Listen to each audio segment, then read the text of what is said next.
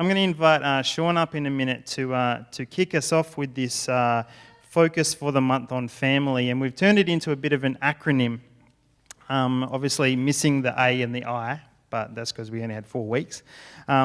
Friends, fun, food, all that kind of thing is what we want to talk about today. But we want to actually see family in a way that is not like kindergarten, where all we do is play. And again, I'm talking about family in the context of not only nuclear, but extended as well, friends, workplace, that kind of thing.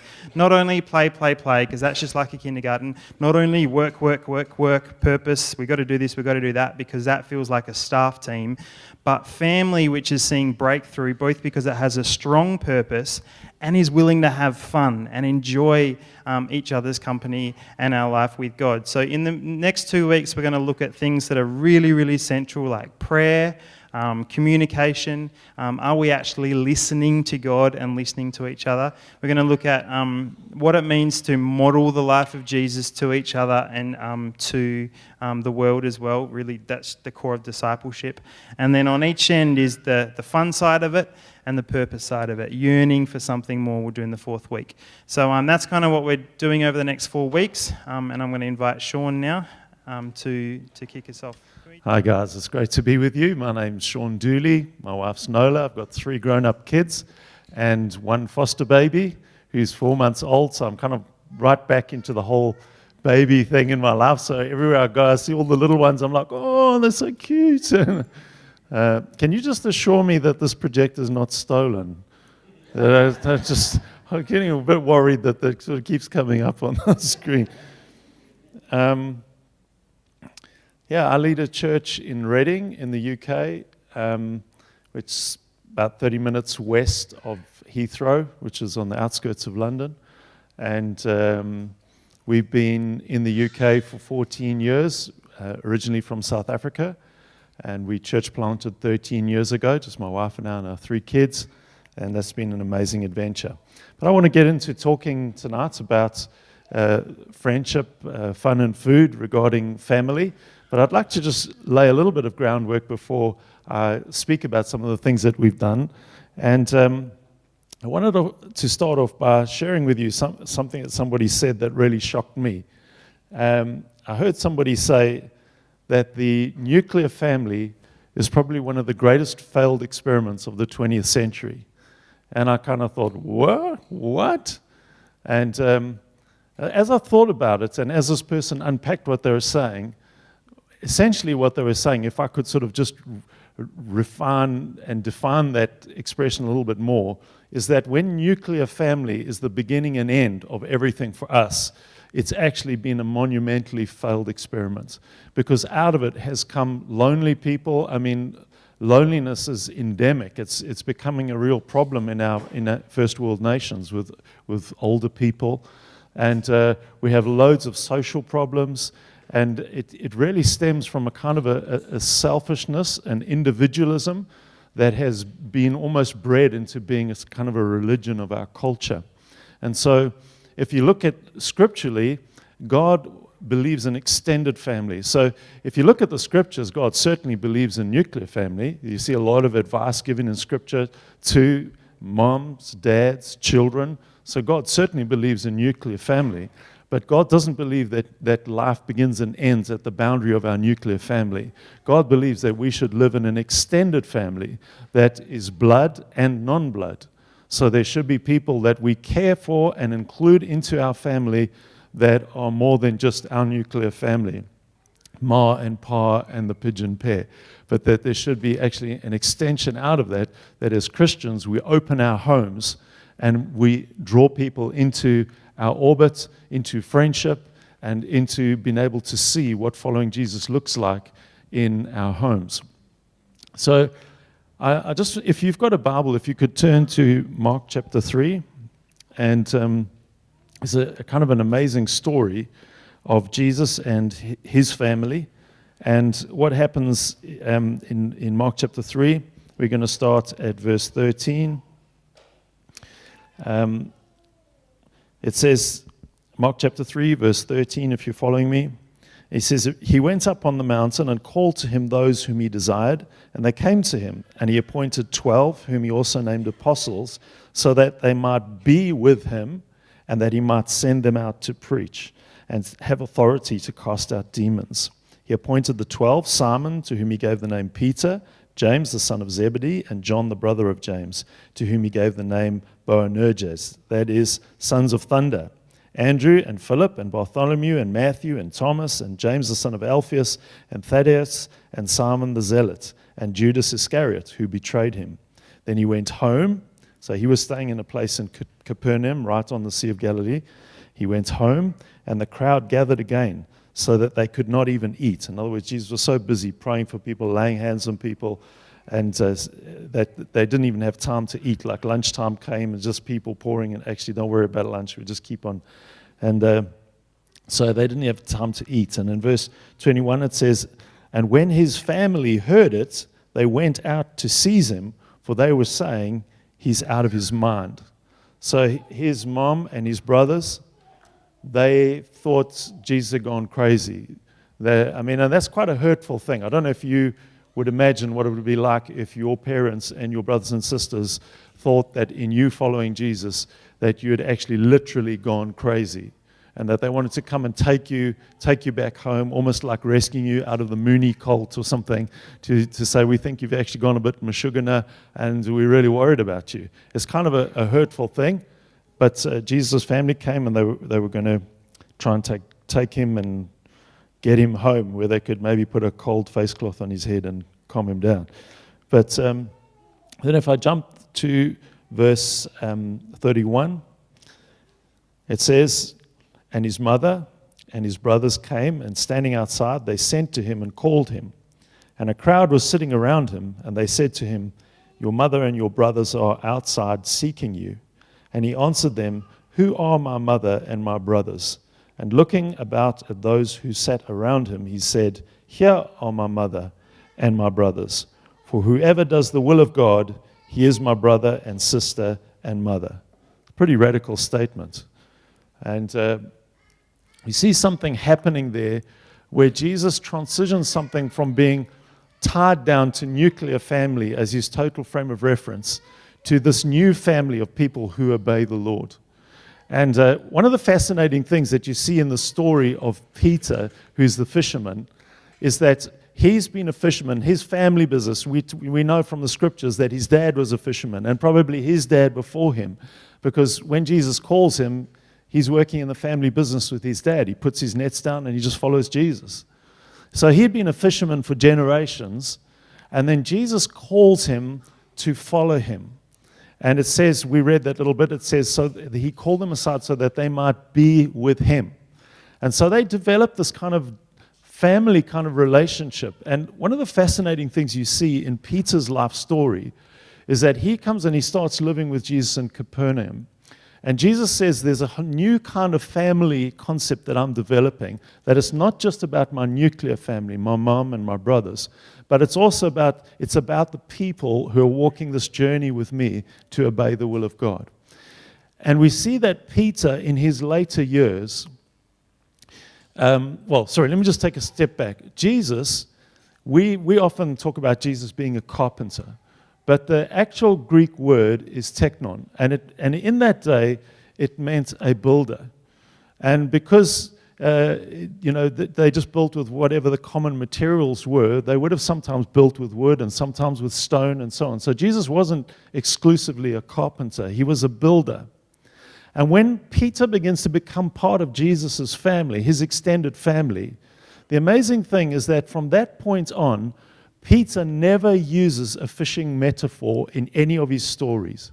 He only uses building metaphors. He only talks about the living stones built into this temple of the priesthood.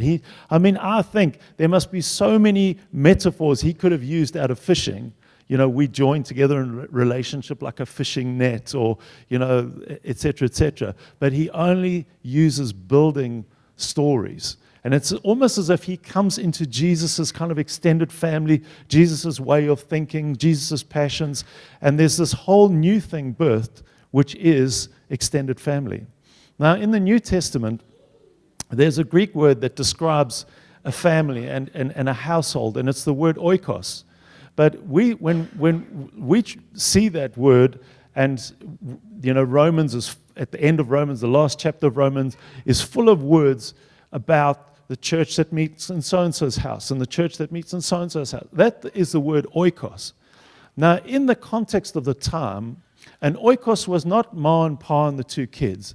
An oikos was an extended family. An oikos was the uncles, the aunts, maybe the older parents that lived with them, the slaves that worked in the house, business colleagues, friends, relatives. It was an extended family. That was what the idea of oikos was.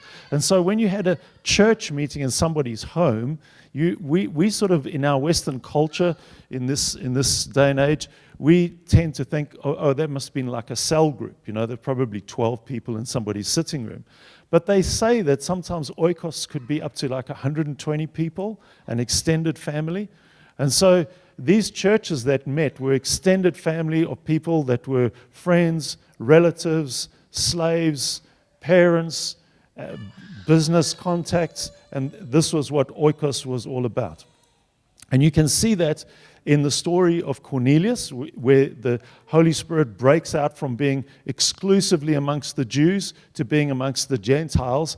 And we're told in Acts chapter 10, and I'll just have a look at that quickly. Acts chapter 10, verse 24, we're told that Cornelius invites Peter to his home. You know the story about the sheet coming down from heaven and all the unclean animals, and Peter saying, no, I can't go to be amongst Gentiles. And God says, don't you call unclean what I call clean, and you just go off there. And so off he goes.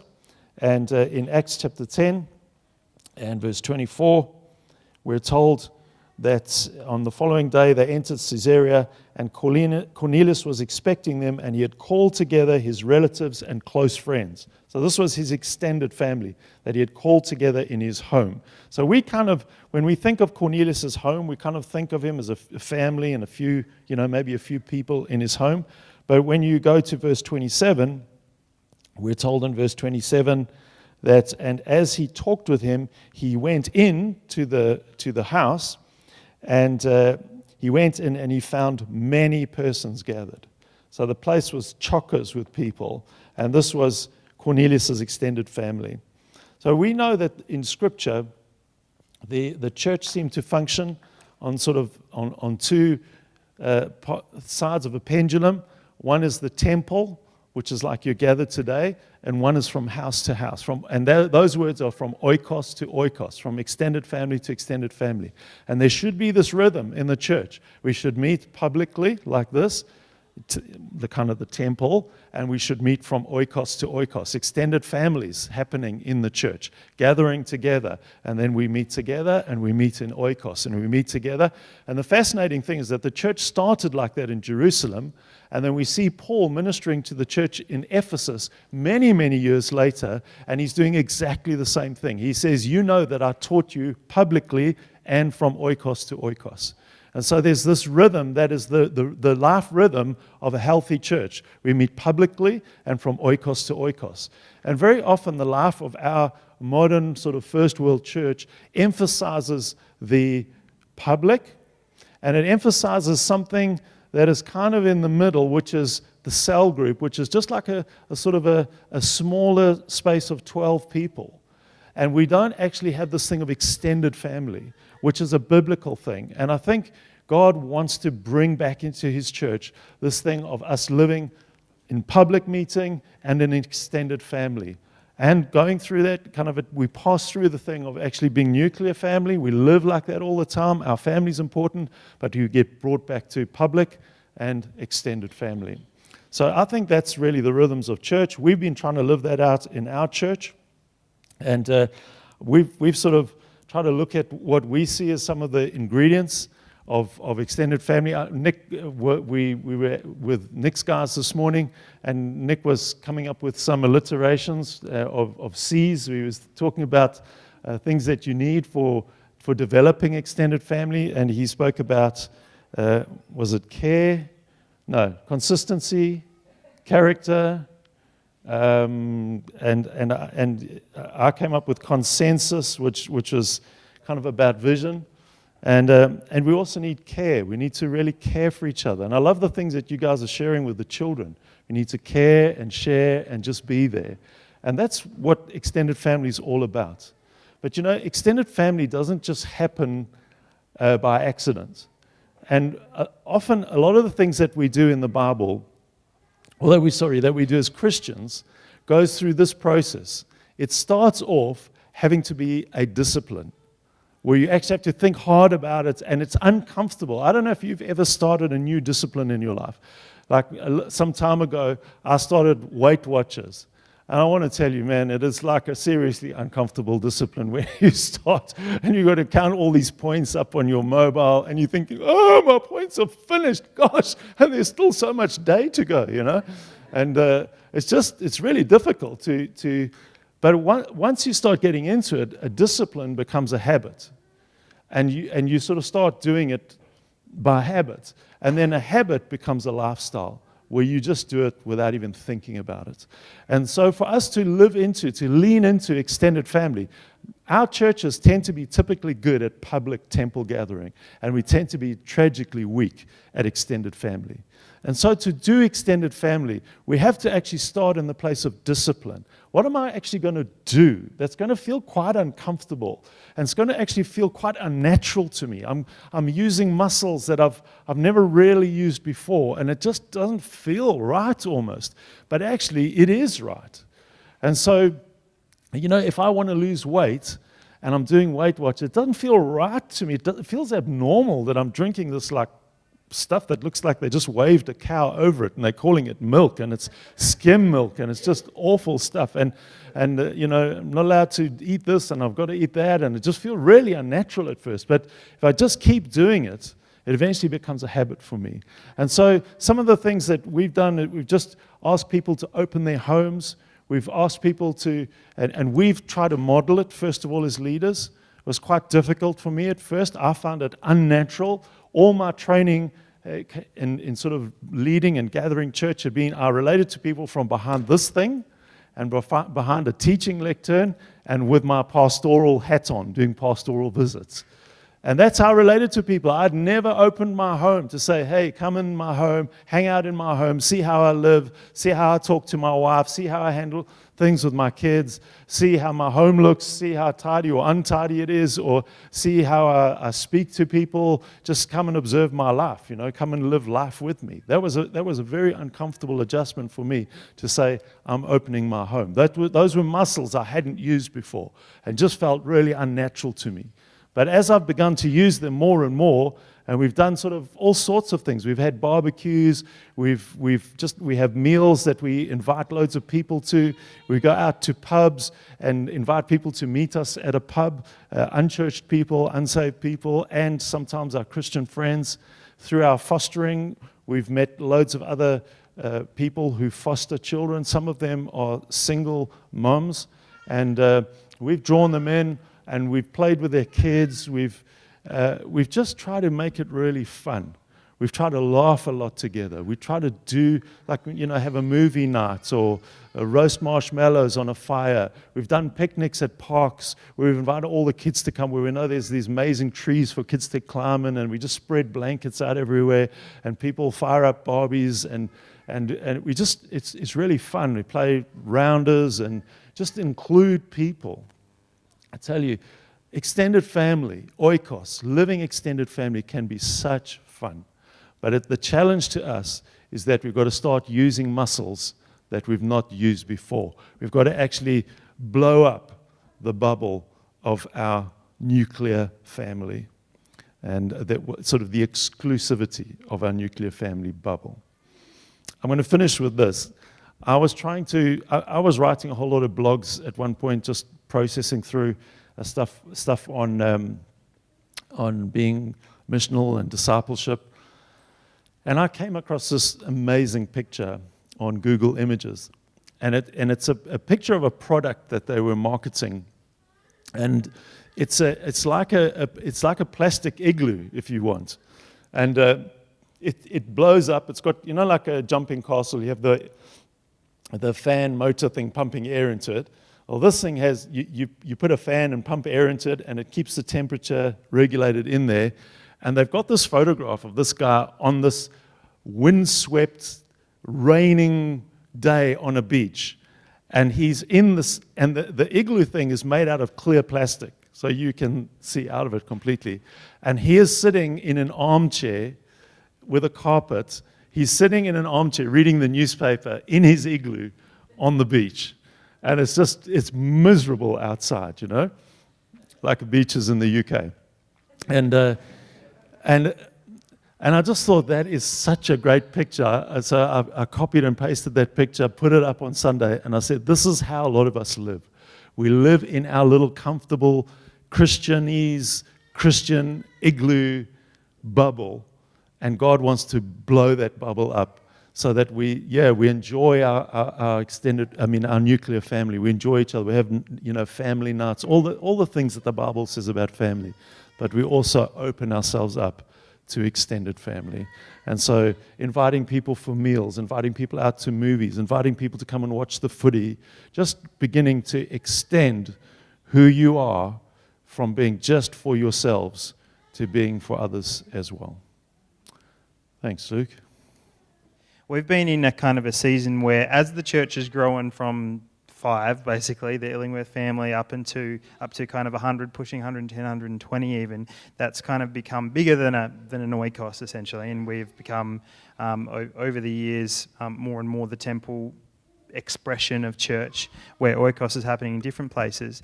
And then over time, as those what you were talking about as kind of small groups and cell groups, that's become a little bit more difficult. Kind of how do we do that? And so that's where we've kind of gone, okay, Oikos is what we need to have that rhythm, as you were talking about, between this kind of temple and the Oikos space.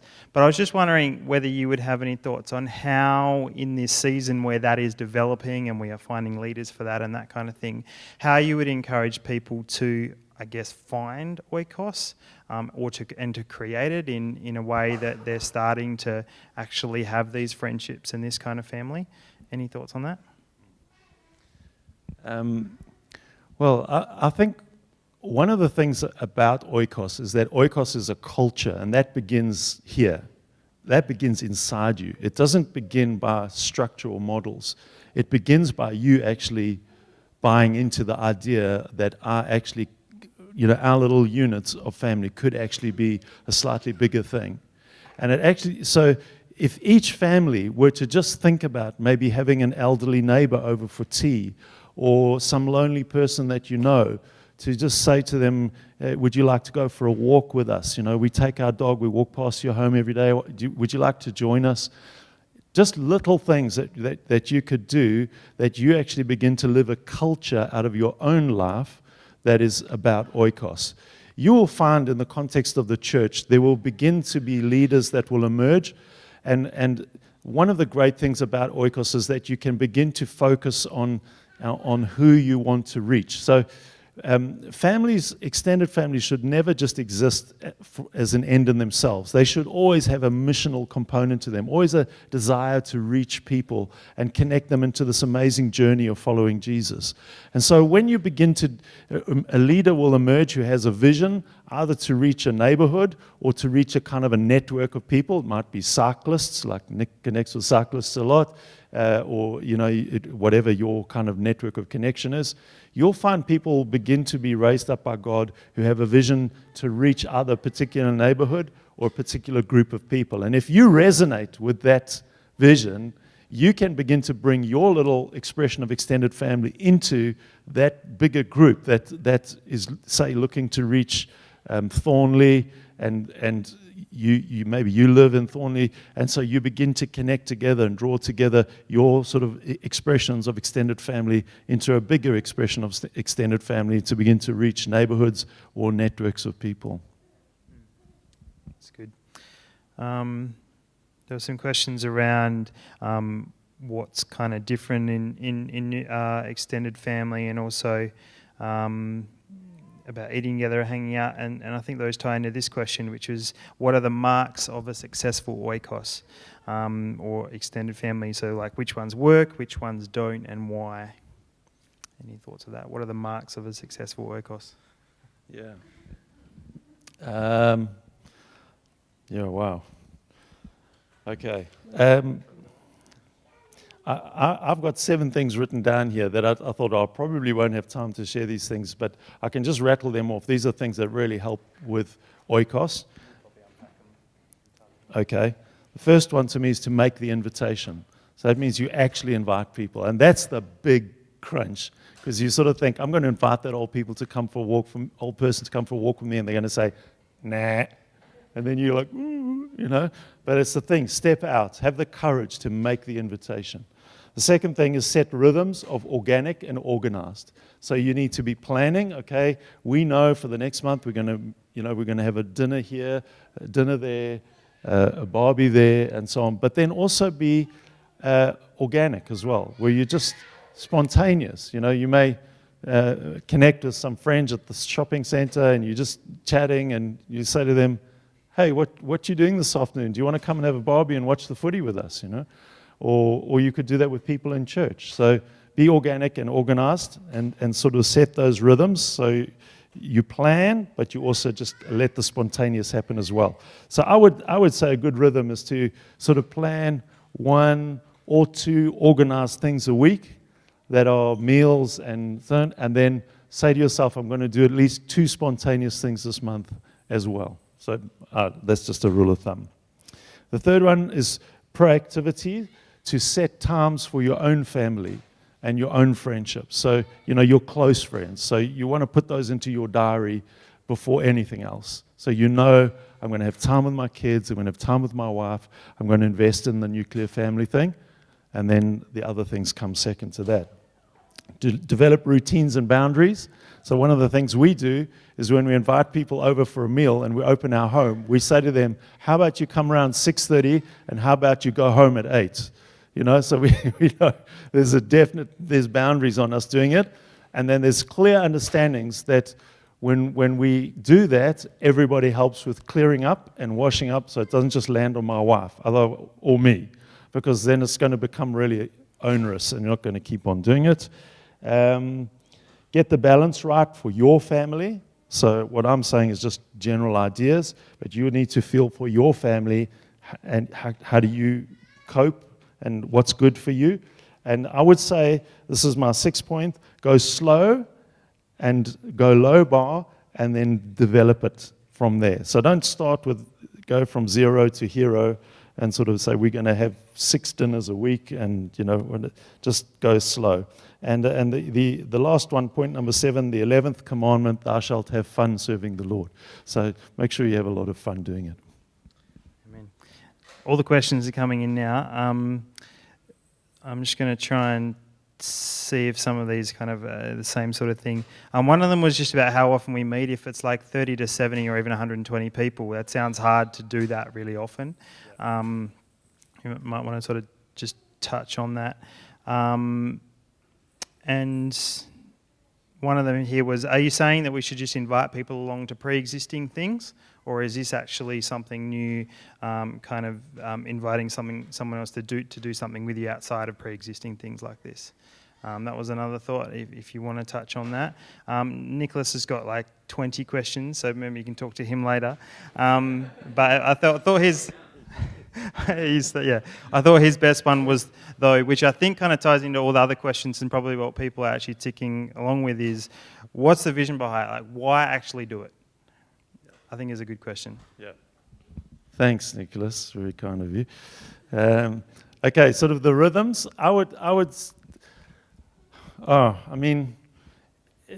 You know, the moment you say, oh, it should be this, I mean, you're pegging something that should be a grace thing. There's no law in this thing, oh, it has to be like this, or has to be this frequent, and so on. But gathering a group of people like that, in our church, I'll just tell you what we do, and I mean, it's not meant to be an example or a particular benchmark, but I'm just saying this is what we do, is that we gather together with that kind of an extended family twice a month.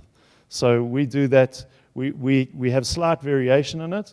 The first time that we gather in the month, we have like a bring and share meal We spend quite an extended evening together of eating, just having fun. The place where we gather has got pool tables and ping pong tables and table football, and so the kids just play. It's really noisy, it's music, and we will at the end of that have time to just break up into groups, into small groups, and discuss something. The second time we do that in the month is that we focus on just breaking up into small groups. So we'll have a short time of input, maybe about 10 minutes of input on a subject, and then we break into small groups in the venue for people to discuss things. So that's kind of our rhythm. I can't remember, there was a question that came in the middle of that.